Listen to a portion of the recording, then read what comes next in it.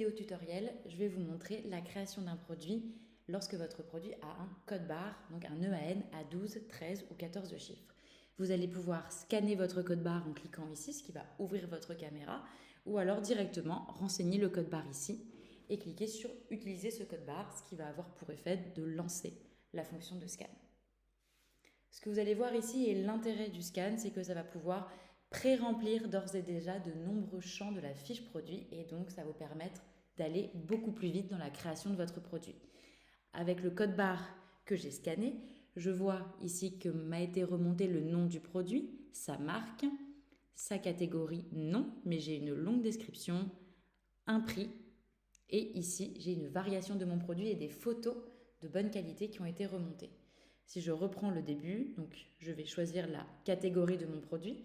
Donc je peux choisir parmi le menu du roulant des catégories et des sous-catégories ou alors directement taper le nom de mon produit. Je le retrouve. Je remplis ici les attributs supplémentaires liés à la catégorie du produit que j'ai choisi. Certains sont obligatoires, certains ne le sont pas. Et donc, ils vont venir compléter votre fiche produit, apporter des informations supplémentaires et aussi nourrir l'intelligence artificielle qui va pouvoir nous générer ou améliorer la description de notre produit. Donc ici, mon produit est neuf. Je peux par exemple rajouter une matière, un pays d'origine, etc. Ensuite, quand j'arrive à la description, donc le fait d'avoir scanné mon produit m'a permis d'avoir une description qui est apparue. Donc je peux aller beaucoup plus vite et donc décider de la valider et de passer à la suite.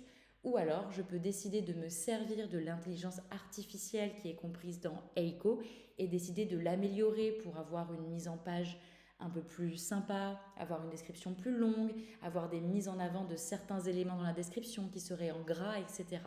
Donc je vais venir ici cliquer sur améliorer via IA. Et donc je vais pouvoir entrer un prompt à l'intelligence artificielle pour lui donner une indication de ce que je souhaite avoir comme description ou alors je clique tout simplement sur améliorer et l'intelligence artificielle que nous avons codée et entraînée va rédiger cette description de façon la plus optimisée possible, notamment en termes de mots-clés compris dans la description et donc en termes de SEO et de référencement. Donc vous êtes assuré en passant par l'outil d'intelligence artificielle d'avoir la meilleure description possible pour votre produit. Je clique ensuite sur valider et je décide donc effectivement de garder cette description.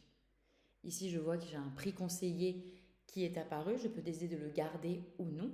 Je renseigne le poids de mon colis en kilogrammes et ensuite ce que je retrouve c'est qu'une variation a d'ores et déjà été créée de mon produit par sa taille. Ici donc je remplis les informations manquantes que du coup l'outil de scan ne peut pas savoir. Je renseigne son stock, son poids, ici sa taille. Par exemple ici c'est un lot de 4 vases que j'ai et je constate ici que j'ai 8 photos de grande qualité qui ont été remontées directement et donc qui m'avancent grandement dans mon travail. Je décide ensuite d'enregistrer le produit et le voilà finalisé. Et donc tous les champs, vous voyez, c'est allé extrêmement vite du fait d'avoir scanné. J'ai beaucoup d'informations qui remontent et qui pré-remplissent d'ores et déjà les champs de la fiche produit.